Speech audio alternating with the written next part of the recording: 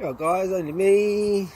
So while he's getting set up, climb up the tree, I thought I'd do a quick video on how to coil a rope, because a lot of people don't know, believe it or not. Like, I'm not trying to tell the older ones how to suck eggs, we all know how to do it, but I've seen ropes just all messy and you pick them up and they fall apart. It's a basic coil. There's loads of ways to do it: plaiting, coil, turn it into a backpack. So if you're on railways or something, you've got to trek down with a rope. How to do it on the back. So I'm just going to do a basic coil, open and locked off. Ready? You want this bit longer than your next coil, and the way I coil, like I said, everyone's got different ways of doing it, but the way I do it is across the chest. Yeah, that's one. Ideally you want the tail just below the first coil, because otherwise you get a knot. Yeah, and just keep doing it. Right,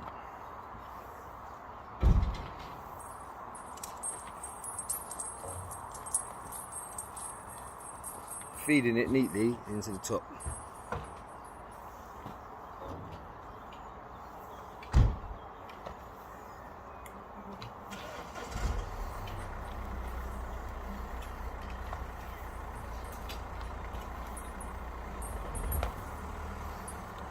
Leave yourself enough tail to do your coils around. I always do 6. OCD, call it OCD, but I always do 6. I can't wrap a rope without doing 6, or a minimum of 5, but always 6. Yeah?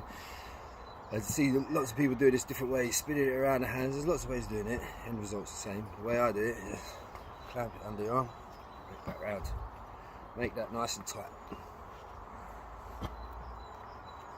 Nice and tight.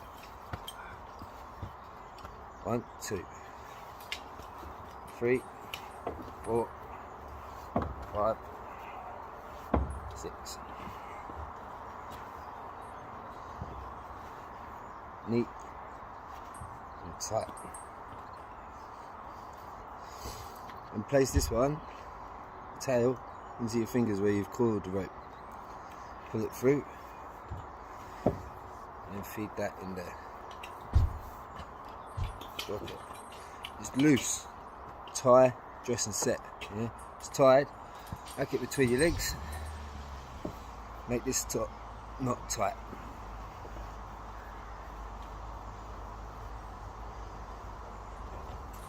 That's how you coil a rope.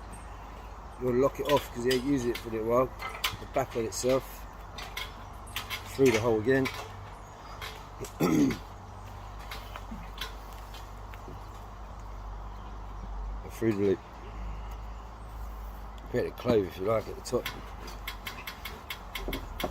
That rope ain't coming undone for nothing. It's not getting knotted up for nothing.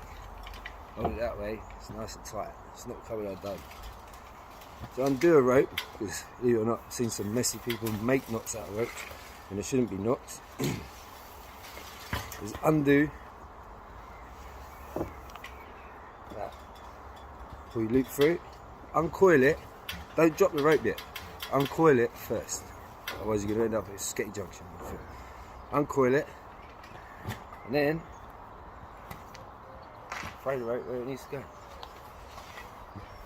Tie a rope edge to your climber. Yeah? So I'm going to wrap it one more time, but I'm going to put it on my back this time. That's it. So remember, tail is slightly longer. Let's get it wrapped.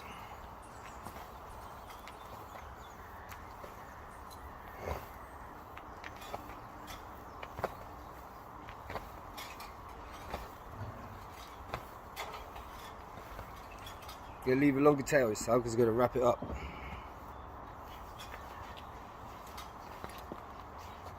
2, 3, 4, 5, 6. Up and through. Lock that off. The first knot. Now, it behind your back, drop it down your back.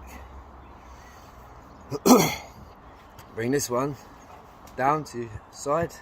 Your left hand, it's right hand, you're looking at me, but left hand. Take your rope around the back of all the coils.